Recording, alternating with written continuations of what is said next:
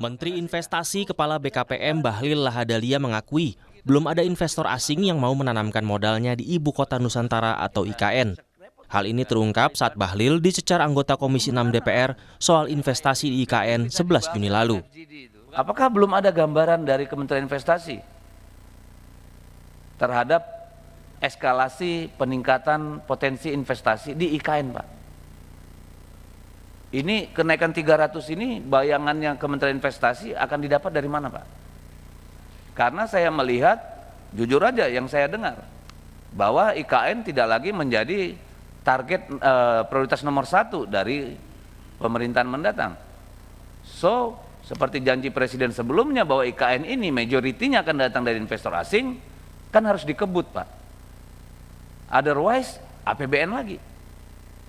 Atau utang baru. Bahlil beralasan, investor asing di IKN belum masuk karena menunggu pembangunan tahap 1 selesai. Sementara pembangunan tahap 1 di IKN sepenuhnya dari PMDN, bukan dari asing. Investasi yang masuk di IKN sekarang pada tahap pertama itu adalah investasi PMDN semuanya. Belum ada PMA yang melakukan groundbreaking. Kalau ditanya kenapa belum ada investasi asing, desain kita itu adalah klaster pertama ini selesai, yang disebut dengan jalan utama ya, lingkaran 1 sudah selesai, baru masuk investasi asingnya itu di lingkaran kedua, tahap kedua. Asingnya kapan? Mereka sudah melakukan komunikasi dengan kita kapan mereka bisa memulai. Tapi kita katakan bahwa setelah tanggal 17 Agustus baru kita lihat, karena infrastruktur mereka di klaster kedua itu baru bisa clearkan. Hingga Juni 2024, investasi dalam negeri yang telah masuk di IKN mencapai 51,35 triliun rupiah. Sementara target ditetapkan di 2024 sebesar 100 triliun rupiah. Sementara dari luar negeri atau asing belum ada. Padahal pada Desember 2023, Bahlil Lahadalia mengklaim sudah ada investasi asing yang masuk ke proyek IKN. Seperti kami kutip dari Kompas.com 23 Desember 2023, Bahlil bilang, yang dari luar Indonesia sekarang sudah deal investasi yang sudah masuk hampir kurang lebih 50 triliun. Demi mencapai target, Presiden Joko Widodo bahkan meyakinkan para investor menanam uang di IKN merupakan investasi masa depan. Di IKN Nusantara ini adalah membeli masa depan.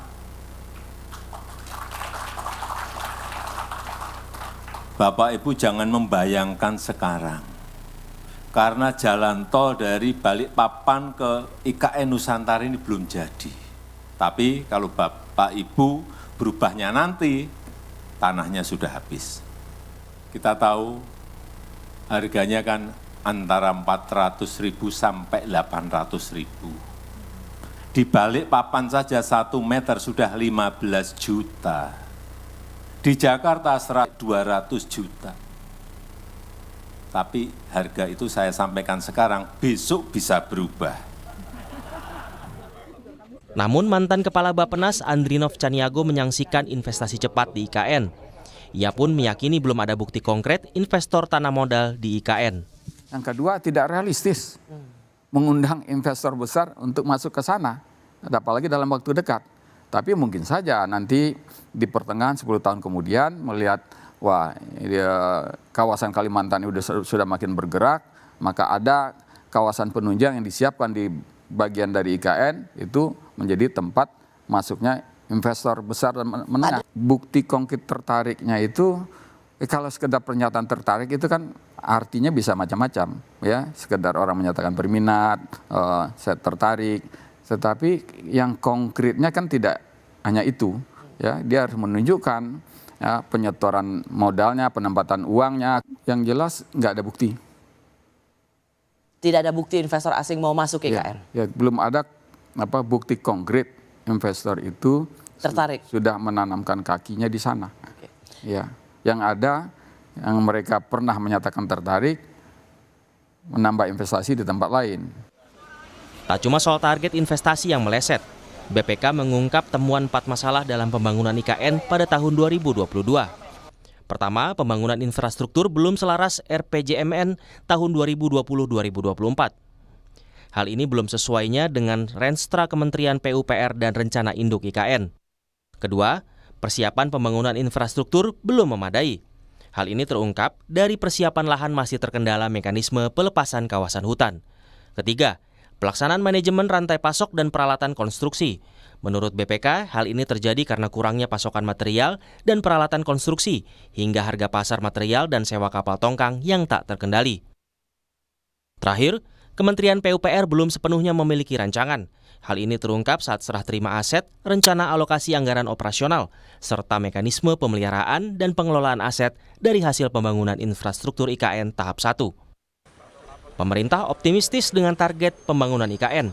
Bahkan Presiden Jokowi yakin bisa berkantor di IKN mulai Juli mendatang. Tim Liputan, Kompas TV.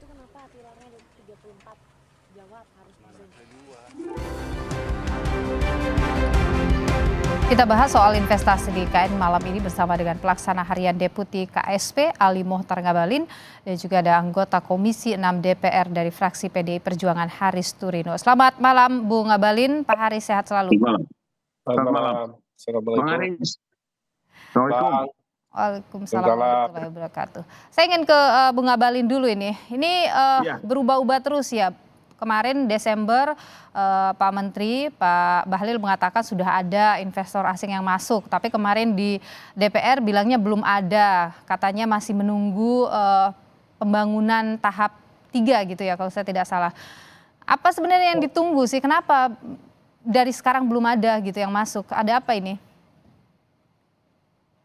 Ya, ini penting untuk harus dilakukan klarifikasi terkait dengan mungkin publik atau termasuk Kompas mungkin boleh menilai berubah-berubah. Di tangan saya ini masih ada progres fisik pelaksanaan. Pelaksanaan mulai sejak awal sampai dengan terakhir, mulai dari bahan informasi progres IKN dari awal sampai dengan hari ini. Diketahui bahwa pembangunan IKN itu kan bukan tahap pertama kemudian finish selesai, bukan. Pembangunan IKN itu sampai pada hari ini mencapai 80 sampai 90%. Itu untuk tahap pertama. Sama seperti yang dikatakan oleh Bapak Presiden sejak awal dan begitu juga dengan pernyataan Pak Bahlil, Menteri Informasi dan BKPM. Jadi kalau tahap pertama, ini kan masih ada tahap pertama, tahap kedua, tahap ketiga. Dalam posisi seperti inilah, kenapa kita menyebutkan sejak awal bahwa menjadi persoalan sangat amat penting itu kemarin setelah masuk COVID, kemudian ada pagelaran pesta luar biasa bagi Indonesia itu adalah pemilu presiden, kemudian orang membicarakan dan seraya menunggu perkembangan peta politik terakhir.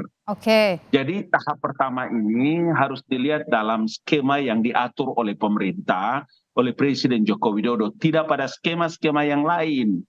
Kalau hari ini kemudian seperti itu yang dinyatakan oleh Presiden Jokowi, kemudian dikemukakan oleh Pak Menteri Bahlil di DPR, ini sejalan, sinkronnya jelas, posisinya jelas.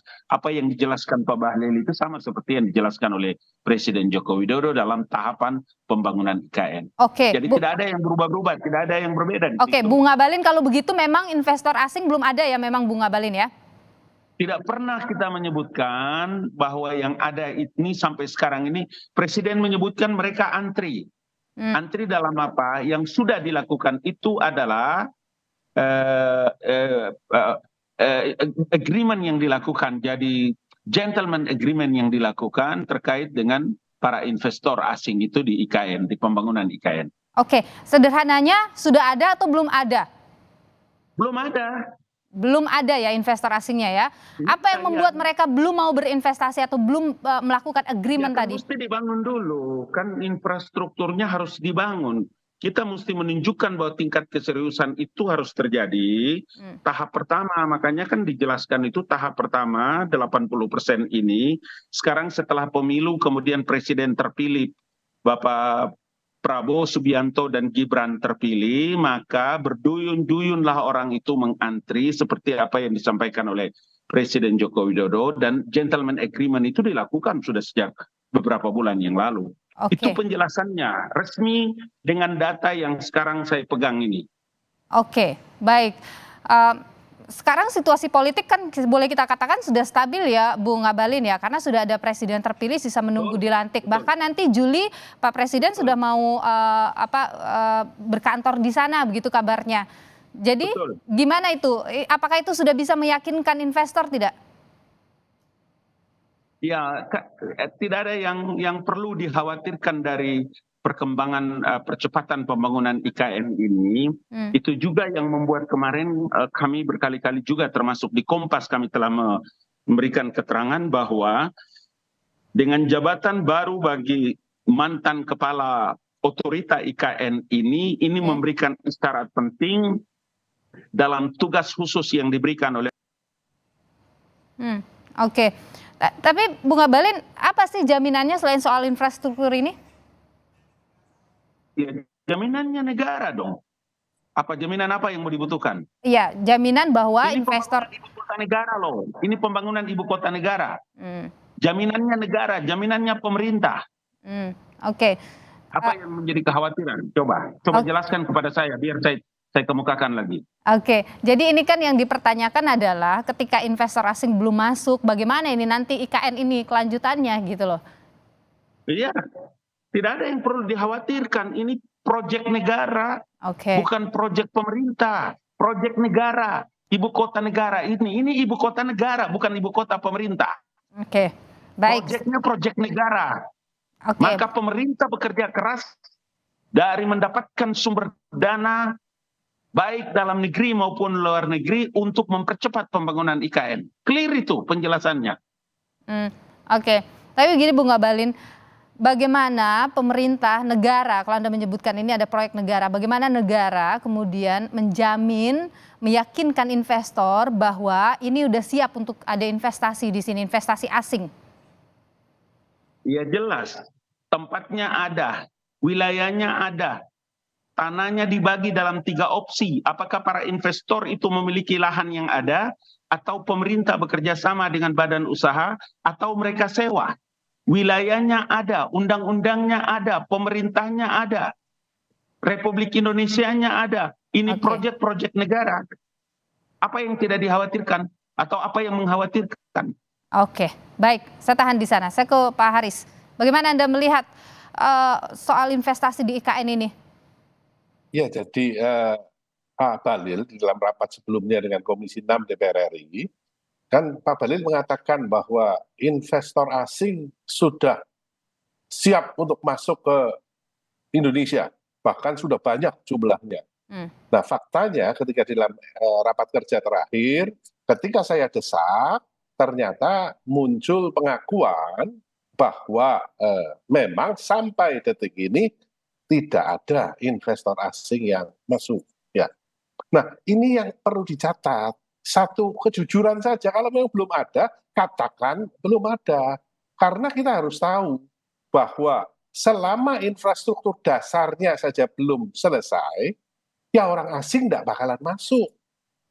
Karena investor asing ini kan membutuhkan imbal hasil terhadap investasi yang dia tanam. Kalau kemudian infrastruktur dasarnya belum ada, penduduknya belum ada, ya mereka akan dapat imbal hasil berapa lama dan berapa besar. Tapi tidak masuknya investor asing ini harus dicatat bahwa ini mungkin bisa menjadi blessing in disguise. Karena kalau kita dengar apa yang dikatakan Presiden terpilih Prabowo di Qatar kemarin, bahwa kita membangun ibu kota itu adalah menggunakan kekuatan sendiri. Kalau kita lihat banyak negara lain yang memindahkan ibu kotanya, semuanya mengandalkan sumber daya dari dalam negerinya, bukan mengandalkan sumber daya asing. Yang kita bangun ini adalah ibu kota negara. Yang kita bangun ini adalah pusat pemerintahan, bukan kawasan pariwisata, bukan kawasan industri. Sehingga memang alangkah lebih baiknya ya bahwa tidak perlu terlalu terburu-buru, sehingga sabarlah. Ya, pemindahan ibu kota ini tidak ada urusannya dengan agenda-agenda politik.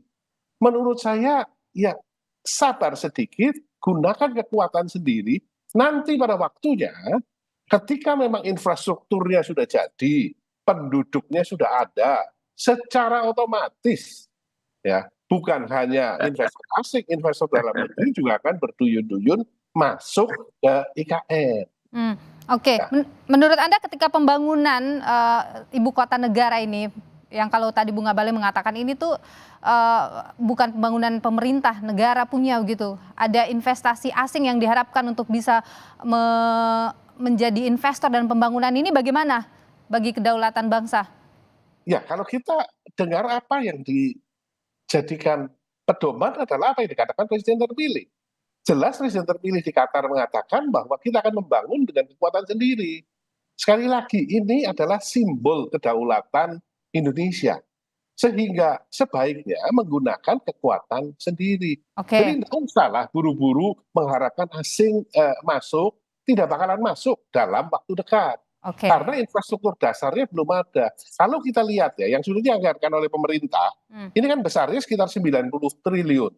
Sudah dipakai 2022 sampai 2024. Dan tahun depan, APBN akan menganggarkan hanya 16 triliun. Ya, karena memang sisanya tinggal 16 triliun.